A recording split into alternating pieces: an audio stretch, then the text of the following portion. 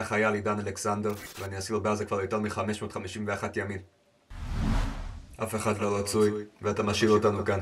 אני כבר הגעתי למצב של שבירה, בגלל הגועל של העולם ושל ממשלת ישראל.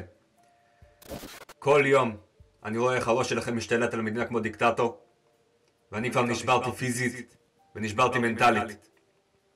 אני שמעתי שלפני 3 שבועות החמאס היה מוכן לשחרר אותי, ואתם סירבתם ושארתם אותי פה. תגידו לי למה? למה אני לא בבית עם החברים שלי, עם המשפחה שלי? למה אני היום פה מצלם את הסרטון השני שלי? למה? כולם שיקרו לי, עמי, ממשלת ישראל, ממשלת ארצות הברית, הצבא, כולם. באמת רוצה להאמין שאני אחזור הביתה בשלום, בריא ושלם. יחגוג איתכם, ייהנה איתכם. הנשיא טראמפ, אני באמת האמנתי שאתה תצליח להוציא אותי מפה בחיים. למה נפלת על השקרים של נתניהו? תגיד לי למה?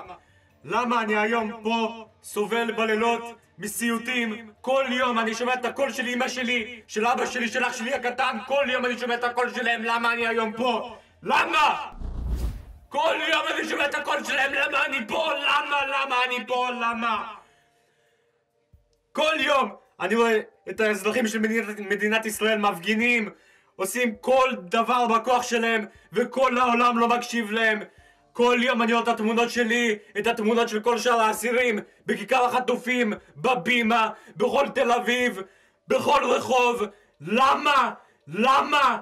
אתם לא מפסיקים את המלחמה, תגידו לי למה? למה אני פה? למה אני לא בבית? למה אני לא בארצות הברית? למה אני לא במשפחה שלי? למה?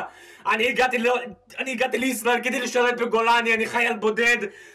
ב7 לאוקטובר אני נשארתי לבד במוצב מול צבא שלם. למה אני פה? למה?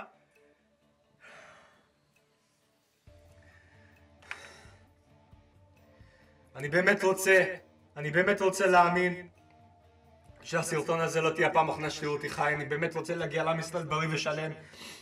באמת תמשיכו להפגין, תמשיכו לעשות כל דבר בכוח שלכם.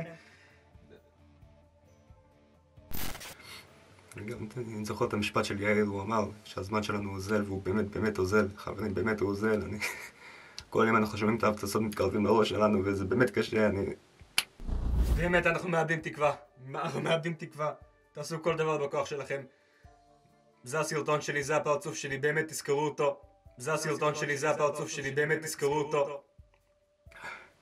אנחנו באמת חושבים שנחזור הביתה מתים, אין מה להגיד, נחזור מתים, אין תקווה.